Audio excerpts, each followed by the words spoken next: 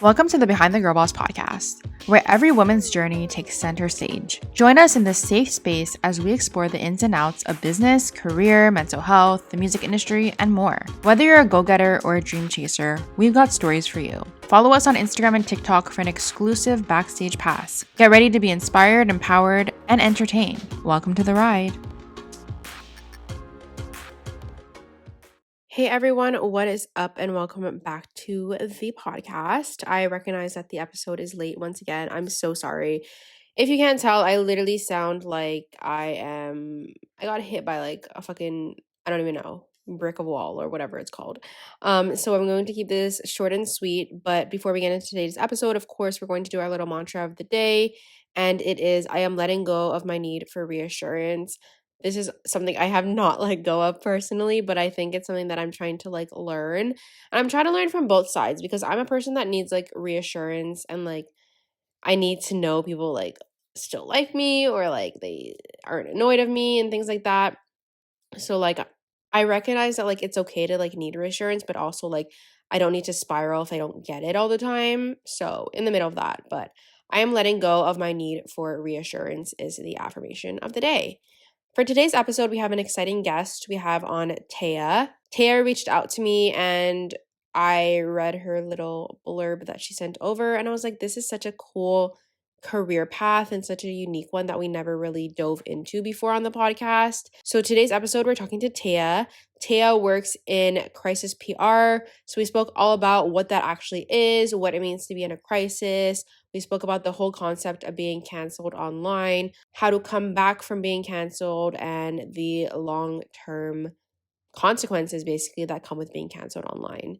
I really enjoyed this episode. I thought it was super insightful, and I think you guys will as well. So without further ado, let's jump right into it. And also, how the hell is it April? How the heck is it April? Oh my goodness. Okay, let's get into the episode. Hey everyone, what's up and welcome back to the podcast. We have yet another guest today. Do you want to start off by telling us a little bit about yourself, who you are, what you do? Sure. So my name is Tieja, and I am a crisis PR consultant. I run a consultancy. We specialize in PR and crisis PR, as I mentioned. Awesome. I'm excited to dive into all that with you. But before we do that, I like to do a little hot seat segment to kind of just break the ice and know little fun facts. So the first question is, if you could pick up and move anywhere, where would it be? That's a really good question. So I have to say, I am such a proud Canadian. So I don't think I'd ever actually move anywhere. But in terms of visiting, I have a laundry list of places I'd like to visit. So if I hopped on a plane today, I think I would go. I really wanted to go to the Amazon rainforest. So I think that would be top of my list. Not sure that I'd move there, but stay for a very extended period. I would love to. I love that. The next one is, do you have a life mantra or motto that you live by? Yes. I actually don't know. I don't know who to quote. Who to quote this? Who said this? But the saying is either live a life that's worth writing about, or write something that's worth reading. And I Mhm. love that. Love that quote so much. Yeah, I've never actually heard that one. It's a good one. It is, yeah. And I don't know who to attribute it to, but it's definitely not an original from me. No, I love that. And then the last one is, who's a celebrity or creator that always keeps you inspired? I'm really inspired by comedians, actually, which I feel like is kind of a sort of off the cuff response. But I think comedians are so intelligent in their writing and their delivery. So anyone from, I think Dave Chappelle is definitely at the top of my list in terms of comedians. I am so inspired by how they manage to, um, you know, write their jokes, articulate them, their stage presence. I'm so inspired by it. Yeah, no, I love that. So talking about PR and all of that, and being on social media, a lot of us do share a lot of our lives online. What's something that you do for fun that many people may not know that you actually do? So I am a huge, huge, huge crossword junkie. Okay. I love like a slow morning with my coffee and my crosswords. And when people visit my home and they see my crossword books, they're usually a little bit surprised by that. No, I think that's fun. I tell like a lot of people, I always want to try and have like one thing that I can do that doesn't need like a screen involved because I feel like I'm always on my phone, I'm always on my laptop, and like I like to read, so that's my kind of like thing. But it's so important to have something that like we don't need to be looking at a screen all day. Yeah, and then like a tangible, Yeah. tangible book to hold, a tangible like pen and paper. There's something really nice about that. 100%. So growing up, did you always envision yourself working in the PR world, or did you have a different path in mind for yourself? So the short answer is 100% no. I had Okay. no idea I would get into this field.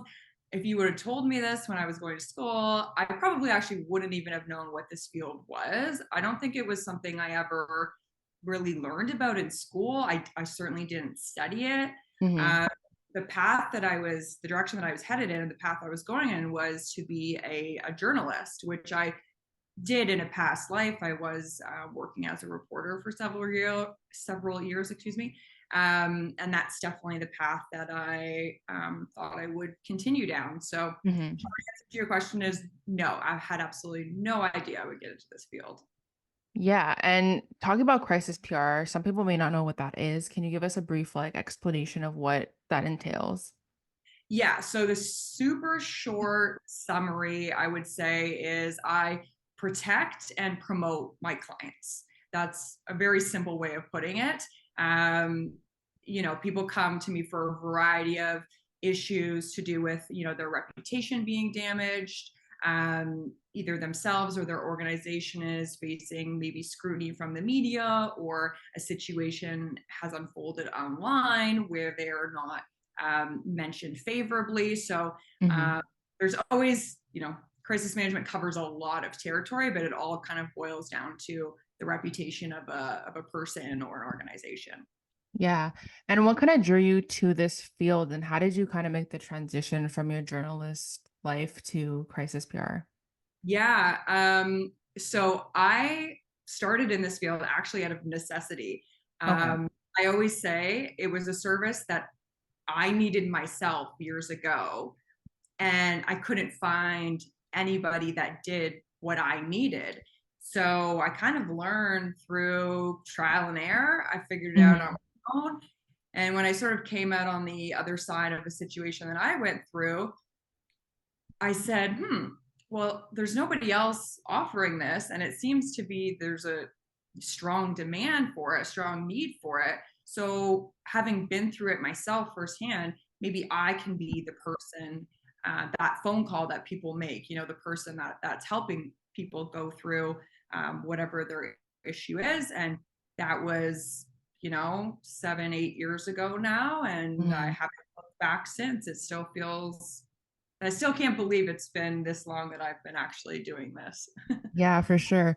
And how do you kind of like define success in the crisis PR like world? And what are some key strategies that you kind of put in place when there's a crisis happening? Yeah, so I would say the like KPIs is kind of the industry term that we use to define what our metrics of success are, which I would say are different depending on the industry and depending on the client. So I would say perhaps one of the most popular metrics, we'll say, would be sentiment. So when we talk about sentiment, it's are people speaking favorably about the person or the company or the brand, or negatively? And so Hmm. we have ways to track sentiment. And so, typically if a client comes to me, we would track their sentiment at the beginning of our time working together, and then at the end. And hopefully we want to see the bar on that graph sort of rise, where the sentiment is either neutralized or it's growing more favorably. Other Hmm. times track metrics to do with financials, for example, because reputation certainly does impact a business's finances. So that's another metric we might track. A little bit different for everybody, but I would say sentiment is definitely at the top of the list. Yeah. And being in the field for a little while now, how would you say it has like evolved? And yeah, like has there been trends that you've seen within it? Hmm. Um, I mean, it's evolving. It evolves as rapidly as our communication channels evolve, which we Hmm. all know is Very bad. Yeah. speed, right? Um, because the essence of our how are people judging somebody? How is our reputation defined? And right now, that's all happening on primarily social channels through the media, etc. You know, 15 years ago, we'll say you didn't really have to worry about something like Twitter. Like that Yeah. wasn't when it comes to reputation rehabilitation. That wasn't something that even really mattered. And today, that's like one of the primary communication channels that we'd be monitoring. So it's certainly evolved. Every time there's a new platform, a new social channel, the strategies that we're using are going to evolve with those new channels. Yeah. And if anyone's listening to this right now and they're interested in pursuing a career in the same field, what advice would you give to them? And like, what skills or qualities do you think are essential for this type of role? I I would definitely say being a problem solver, number one, and being very resilient. It is a tough field. It's very Hmm. interesting. And the situations you're going to work on are going to be, you know, they're going to be challenging. So you yourself have to be resilient in the face of that challenge, and you have to sort of be this like beacon of hope for your client to help them navigate through this. But I think resilience and problem solving are definitely, in my opinion, the top two qualities that I Yeah. would say are essential for this field. And is there ever times where the situation kind of goes unresolved or like doesn't get to a good point? Because I feel like at the end of the day, not everything can like be successful. So what happens in those situations? Yeah. So, if we take a look at influencers, for example, I think they're a great case study in crisis PR. Hmm. You have, you know, sometimes you'll see an influencer that maybe puts out a video that isn't well received, or they say or do something that the public is just not responding well to. Um, so interestingly enough, in terms of social media algorithms, which influencers rely on Yeah. for their work, algorithms favor attention. Attention is one of the top things that algorithms favor, and engagement.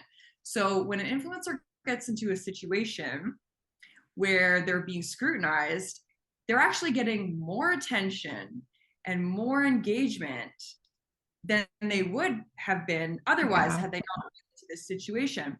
So it's really interesting to watch how influencers respond to scrutiny, because if done correctly, they can leverage a negative opportunity and make it into a positive and transform all of that attention and engagement that they're getting and turn it into, flip it on its head and turn it into something good. Like I think, Jake Paul is like the quintessential example for Hmm. that. Feels like, every few months he's doing something outrageous, but then his profile, his earnings continue to just go up Yeah. and up. So at a certain point,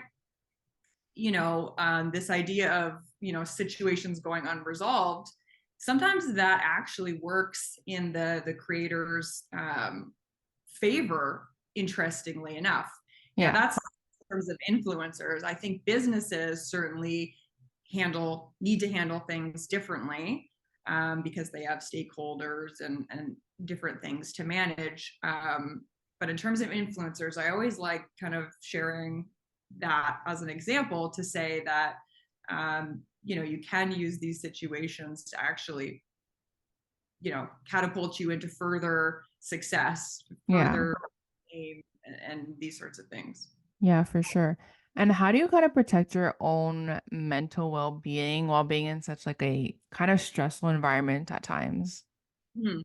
Um, it is challenging. I won't deny that. It is something I have to really actively prioritize is Hmm. self-care, managing my mental health and my well-being. Something that I implemented that I think has really made a massive difference is having very strict online and offline Yeah. um, and it's a hard offline. It's not a scrolling social media to relax or oh I'll just quickly answer this email.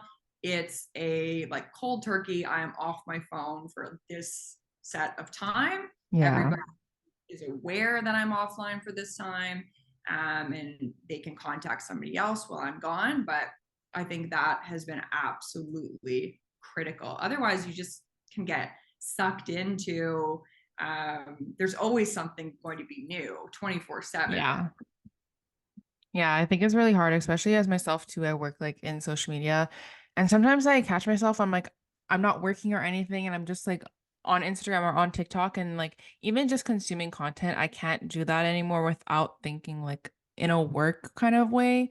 So just kind of separating myself has been difficult for me to do it. I'm trying to like do like you're doing, like put my phone aside and everything and just not be on like any electronic or stuff, but it is hard and like sometimes my mind just like thinks about it all the time. So, yeah. Yeah, definitely. And I think too, when you know, as somebody working in social media like yourself, when you're able to disconnect, I think sometimes we have creative ideas that can come to us in these periods of like Yeah. rest more so than it does just being constantly like stimulated with new Hmm. content. Um, so yeah, I mean, social media managers definitely deserve a lot of credit for what you guys do and separating. Separating yourself, I can certainly imagine is really difficult as well. Yeah. And talking about social media, you spoke about influencers a bit.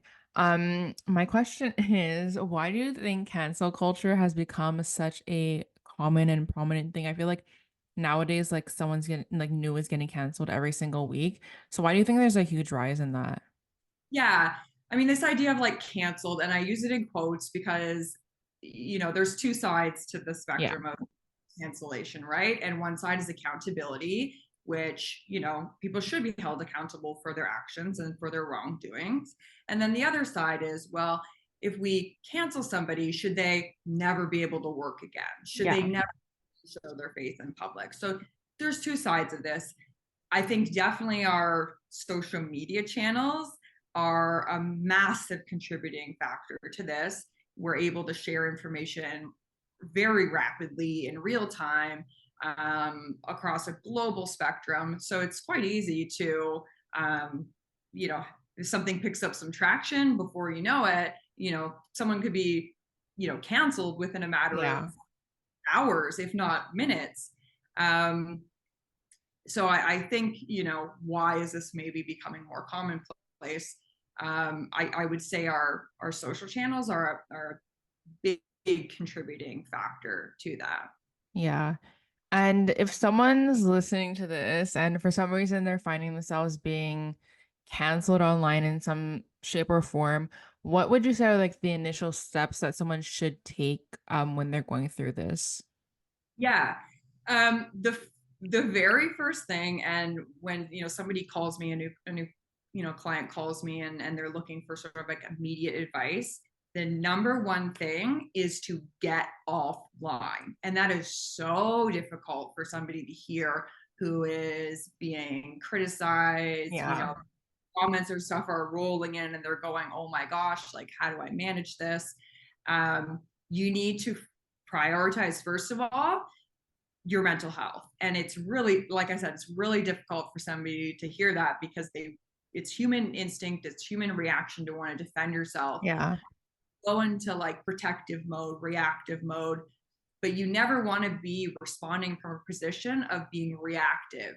You want to take a step back, assess the situation, assess the damages, and then approach things more proactively.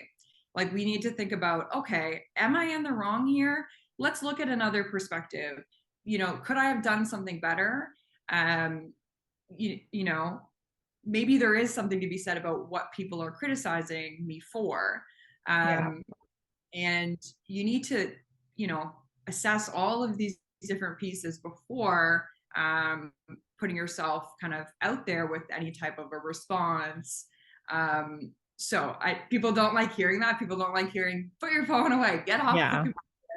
computer. But it's absolutely critical to take an assessment of all of the moving pieces and then make a strategic decision on how you want to move forward and what the best plan of action is. Yeah. And I know you brought up Jake Paul. Is there any other current pop culture events or situations that someone got quote unquote canceled and then kind of rose above that and came back like even stronger that you can share? Um, yeah, I mean, I think there's a ton of like celebrity examples of people that have kind of gone through challenging situations and come out the other side. There are also an equal number of examples of people who have faced scrutiny and perhaps not handled it as well as they Hmm. should have. I think an example that's really top of mind for a lot of people that maybe didn't handle things properly would be like the whole Bud Light fiasco, which I'm sure everybody is familiar with. Like, that was trending in the news for Hmm. months on end. And I think that whole situation was a really great example of how to not handle a crisis. A crisis shouldn't be handled over the period of like 2-3 months, which is what happened with that brand. But to your question about like somebody rising above it, I guess I'm just going to go back to the influencers, uh, because I think that their kind of creative way of handling these situations and being able to actually monetize their quote Yeah. cancellations is really just interesting. I don't have a sort of a moral opinion on whether it's right or wrong, but I just find it interesting from a crisis PR perspective and how those situations are handled. Yeah. And talk about right or wrong. I feel like the same thing for like lawyers. Sometimes you have to defend someone that you don't agree with. Is there ever like instances where like you have to help someone that you do think did something wrong? And how do you kind of navigate like separating your thoughts and opinions versus your work? Yeah, you hit the nail on the head when it comes to the comparison with lawyers. And I talk about this with my peers all the time. It is constantly an issue that I am faced with is, I need to keep my own morals in check. And I have declined to work with some clients based on the situations that they found Hmm. themselves that I just couldn't do it. I just there was, a pit in my stomach that said, if you take this on, you're going to regret it in the future. Hmm. And I think it is that like gut check that I always use to keep my own sort of compass intact. And a big part of crisis PR is I have to interact with media and reporters a lot, Yeah. right? Because somebody, situations kind of blowing up online, it's going to get covered by the media.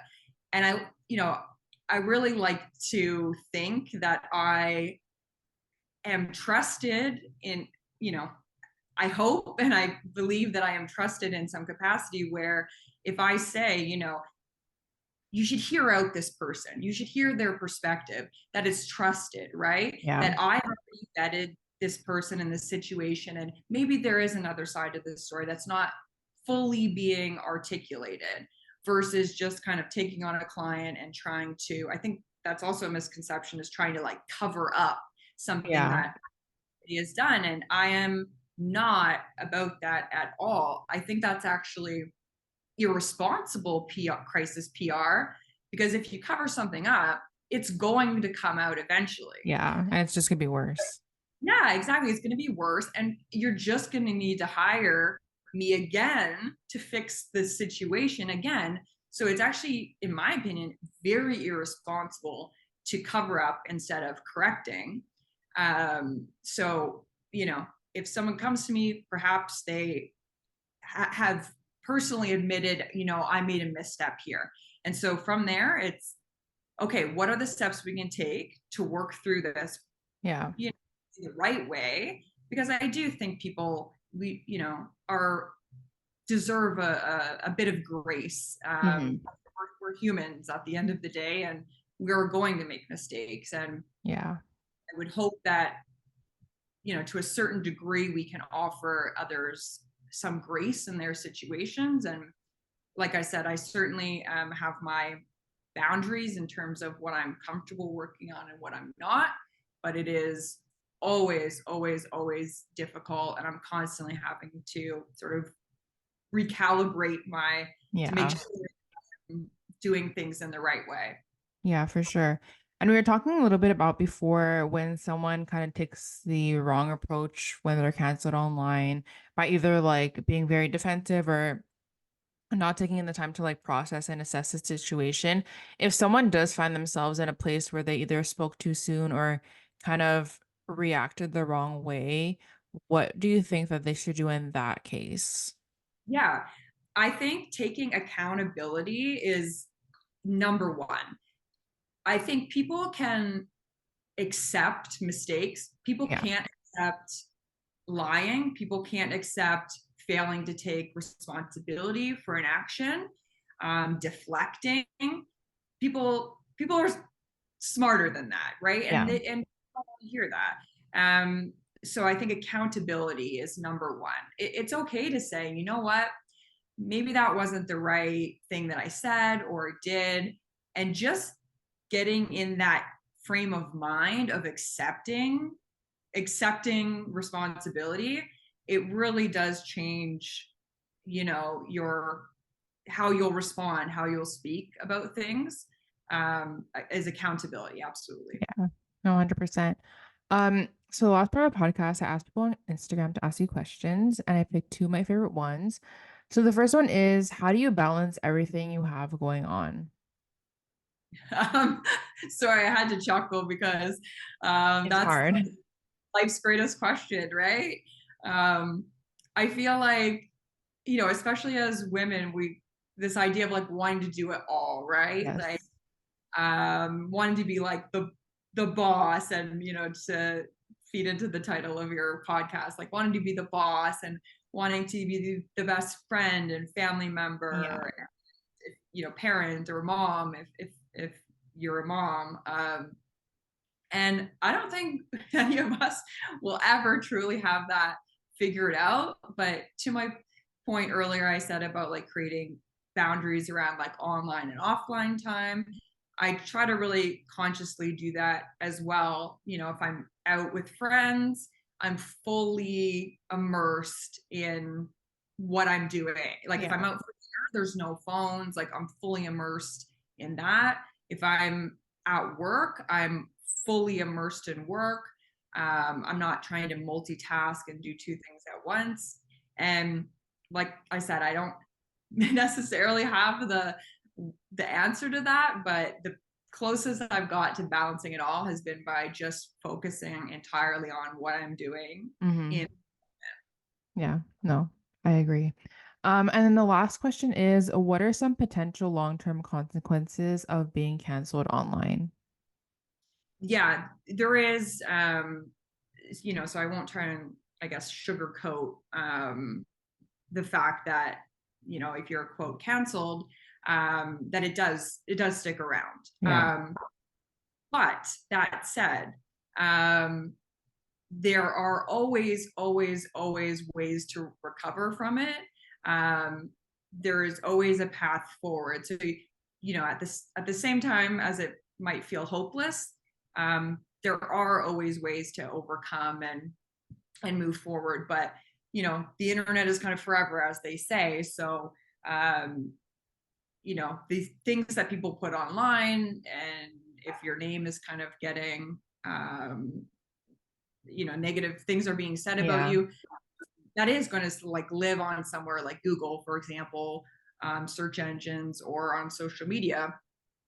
So it certainly is going to have long-term impacts on your reputation, which could then lead into consequences in terms of your employment. Yeah. Uh, you know, employers, look up people online to get a better sense of who they may be hiring. So it's certainly going to stick around. And I think, that's where I really pride myself on being able to help people as well, because the average person who may be facing a situation like this can't afford a six-figure Yeah. PR. They just kind of need a little bit of help to know the next step and the right path forward.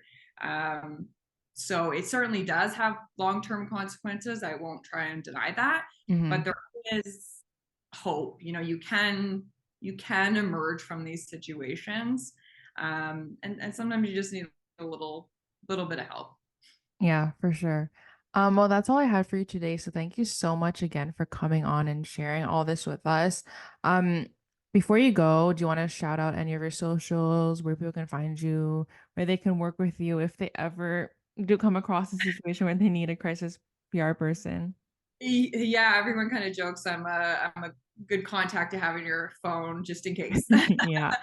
But my name being so unique, it's Tieja. It's Tieja. And if you just search that on Instagram, LinkedIn, Google for my website, I'll pop up very easily with such a unique name. I'm definitely active on Instagram, and that's how we connected as well. So I Yes. certainly think that's the best place to sort of find me. Awesome. Well, thank you so much again. Thank you so much. It was really nice chatting with you, and thanks for having me. Thank you guys so much for listening to this episode. I really hope you guys enjoyed it. If you did, don't forget to go follow Taya on all her socials. Go show her some love, support, go check her out. If you want to follow me, please don't be shy. You can follow me either at Behind the Girl Boss or at It's Manda Wan. And yeah, thank you guys so much for listening again. Hopefully next week I come back without sounding like this. But yeah, thank you guys again, and I will talk to you guys next week.